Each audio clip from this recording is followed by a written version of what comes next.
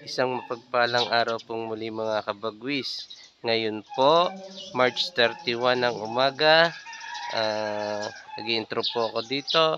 May hinanda po akong video sa inyo kung paano magpaparecover ng ating mga asola, yung mga nanilaw, nag-brown. Marami po nag-message sa akin, namihingi ng tulong. Ngayon po, nag-clip po ako ng video kung paano po ako magpa-recover yung pong proseso ko. Yun po ang share ko sa inyo.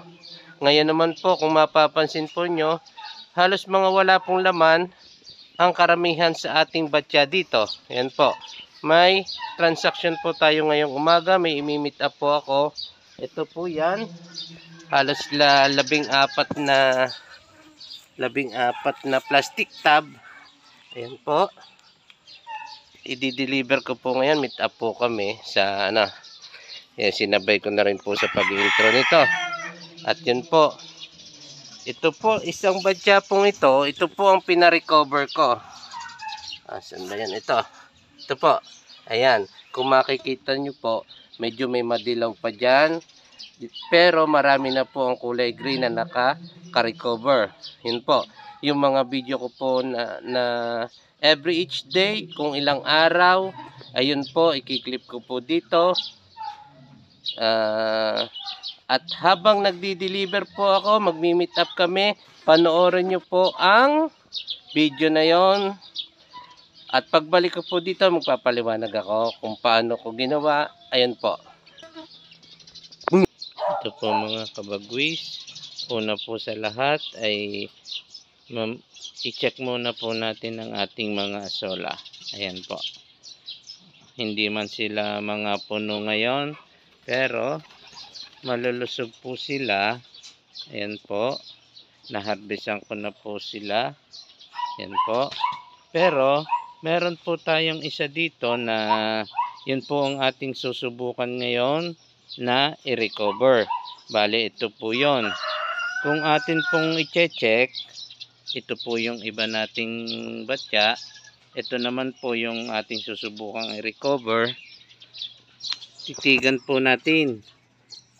Muli po, ikumpara natin. Ayan po. Napakaganda ng pagka-berde, malulusog.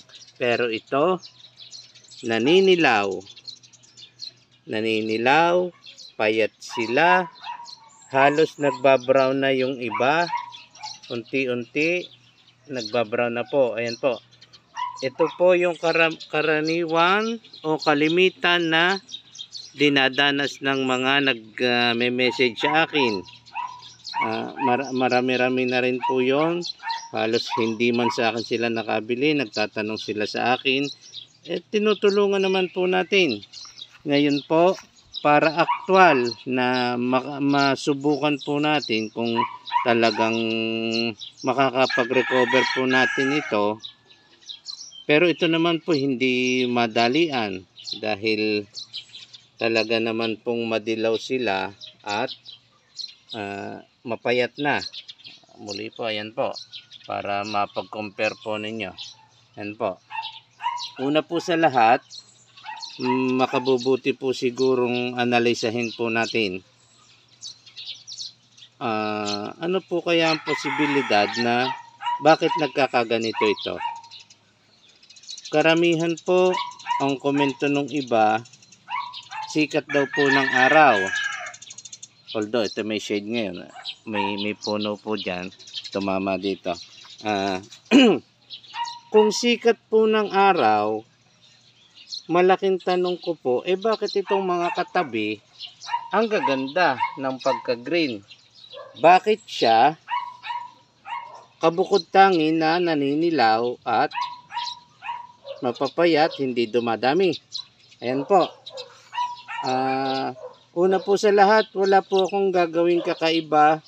Dito po natin susubukang i-apply yung proseso ko na mga na-i-upload ko na po. Excuse. Yung mga ini-upload ko po na maintenance, paraan ng pagtatanim, susubukan ko pong i-apply dito kung makakapagpa-recover po tayo. Yun po ang hindi ko pa sigurado sa inyo kung ilang araw o ilang linggo mapapanumbalik natin ang pagka-berde nito. Bali ito pong mga dilaw na to, hindi na po ito muli nating mapapaberde. Ang mapaparecover po natin dito yung sumusuloy sa kanilang gilid, yung mga bagong suloy. Yun po. Yun po ang naobserbahan ko sa kanila. Yung mga bagong suloy ang magiging dapat mapalusog natin. Dahil hindi na po ito babalik sa dati, itong mga nanilaw na ito. Yun po. Bali, una po sa lahat, siguro maganda po ay siguraduhin natin na safe sila dun sa mga maninira.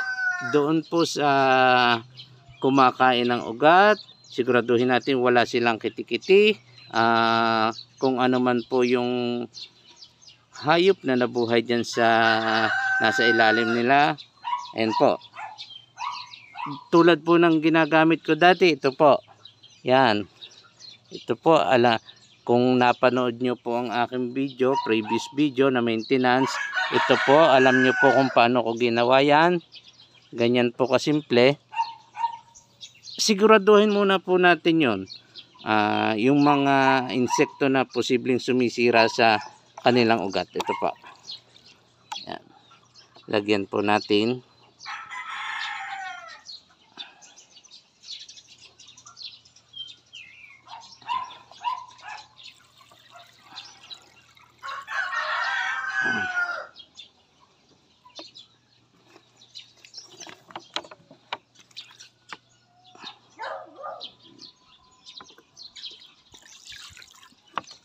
Ayan po.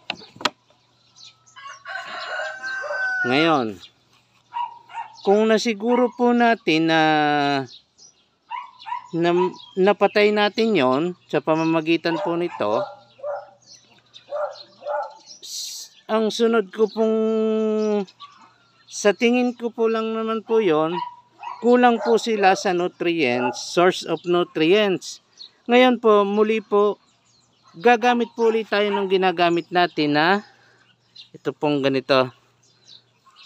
Yan. Muli po ay kumuha tayo ng mga dumi ng bulati po ito. Ito po rin yung ating ginagamit dyan. Ngayon, ito po muli po ito ang ating idadagdag sa batyang ito. Dahil ang isa pa po sa nakikita ko ay napapansin ko sa kanila ay na posibleng kulang ay ang source of nutrients. Yan po. Kaya ito pa po ang isa. Ayan. Ngayon, kukunti po yan. Pwede naman po tayo magdagdag ulit bukas kung kukunti po ang ating source. Pero dun sa mga gumagamit po ng dumi ng baka, pwede na po natin dagdagan kagad yung kung sa tingin po natin ay gaano karami talagang kailangan. Ako po talagang kukunti ang source ko yung mga dumi ng bulati, pinupulot ko lang po yan. Pwede pong bukas, dagdagan ko ulit ng konti. Tulad po na sinabi ko sa previous video, kung sa tingin nyo po kulang ang nutrients, dagdagan nyo lang po. Yun po ang aking Ngayon, isa pa pong posible na hindi nagiging maganda ay sa paggamit po nito. Minsan po napapatapang ang timpla, lalo na po doon sa baguhan na gagamit. Gumagamit po ako dito na alos mga isang kutsara lang. Ito na po yung isang buong bote. Ngayon, para sigurado po tayo, kayo po ay baguhan na tumimpla, naglagay dito sa ganito, mas makakatulong po na after 2 to 3 hours, mag-overflow po tayo dito para masigurado po natin na hindi matapang ang ating na timpla. Ngayon, after 3 hours, magpapa-overflow po tayo para sigurado po tayo na malelesen natin yung gamot na inilagay natin. Ayun naman po sa loob ng 3 oras, siguradong na patay na po natin kung ano man po ang hayop na sumisira sa ating asola. Ayun po. Bali, every each day mag-clip po ako ng video rito. Siguro observation na lang, hindi na ko para magpaliwanag po. At makikita po natin po yon na yung development kung ito po ay makakatulong itong aking prosesong ito. Para po ito sa ating lahat. Napakadami po nagtatanong sa akin yan, paano gagawin nila. Tinuruan ko sila, na-recover po nila yung kanilang mga fund. Pero ako, ngayon ko lang po gagawin ito dahil gumawa po ako ng paraan na magkaroon po tayo ng ganitong madilaw at maobserbahan natin kung ilang araw natin mapaparecover. Ayun po. Sama-sama po nating obserbahan yan. Every each day, magkiklip po ako ng video. Ayun po. Basta sa ngayon po, sinigurado ko po muna na nilagyan natin ng gamot para masigurado natin kung may pestiman po sa ilalim. Ayan po. At naglagay po tayo ng dagdag nutrients dahil sa tingin ko po ay napakapayat po nila. Kasunod po noon, 2 to 3 hours, magpapa-overflow po ako. Mamaya na konti para masigurado ko na malesin natin yung siguradong itong epekto ng gamot. Ayan po. Ayan po. Gawan po natin ng paraan yan.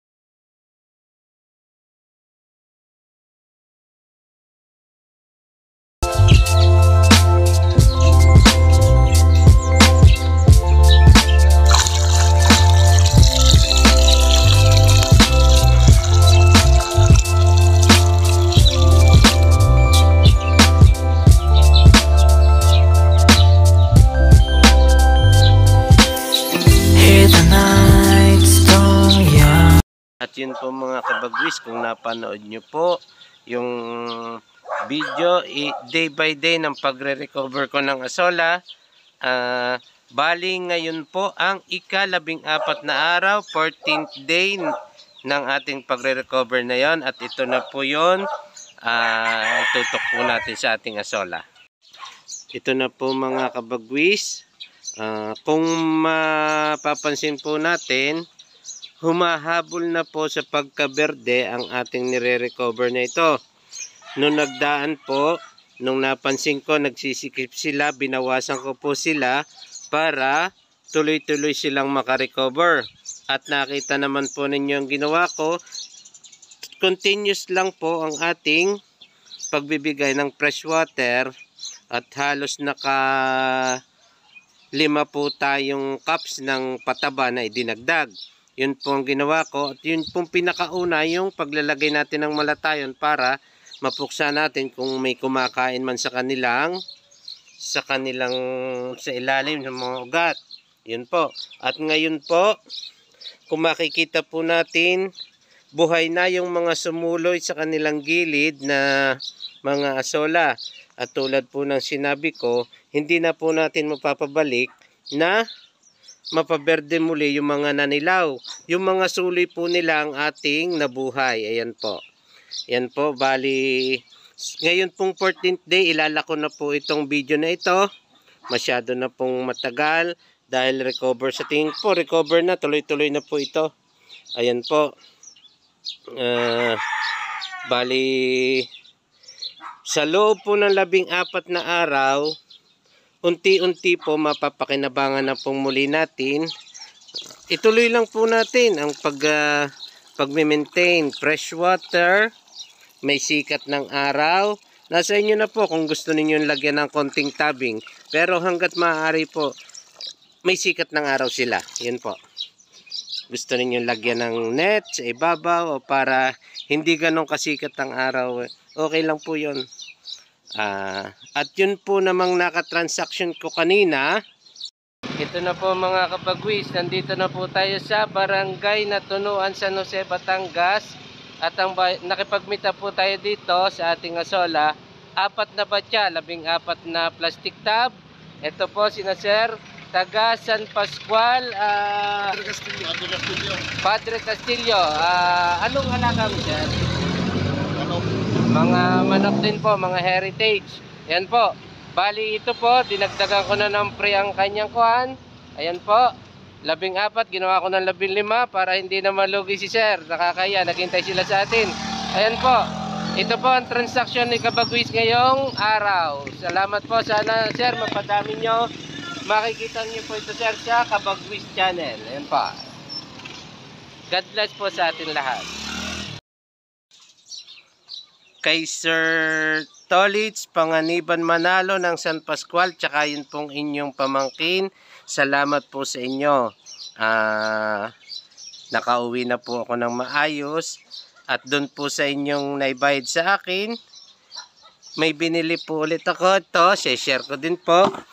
Ito po, mga bagong plastic tub na para sa ating susunod na transaction. At ito pong bagong batya. May bumili po tayo ng bago. Yan po. Orokan po muli. Yan. Mula po sa atin na pagbentahan ng asola, bumili po tayo ng isa pang batya para may dahilan po. Kaya sa batya ko yan nilalagay. Maliit po ang ating area pero makakarami po tayo ng tanim. Banda dyan. Isishare ko po sa inyo lahat yan. Yan. Sa video pong ito, nag-recover po ako ng asola at nagkaroon po ako ng transaction. Salamat po sa pagtitiwala. Mga nagtitiwala sa YouTube, bumibili ng aking mga tanim. Salamat po sa inyo. Sa lahat ng tumutulong. Mga nagsusubscribe na, tag dito, yung mga nanonood na silent subscribers, silent viewers. Salamat po sa inyo lahat. Keep safe po sa ating lahat. Tuloy-tuloy lang po. Happy farming po sa atin.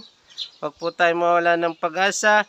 Banda dyan, makakapagparami din tayo katulad ng iba. Kahit tayo ay Simple lang, wala tayong mga malalaking income, kaya din po natin yan. Salamat po sa suporta. God bless po from Kabagwis. Salamat po.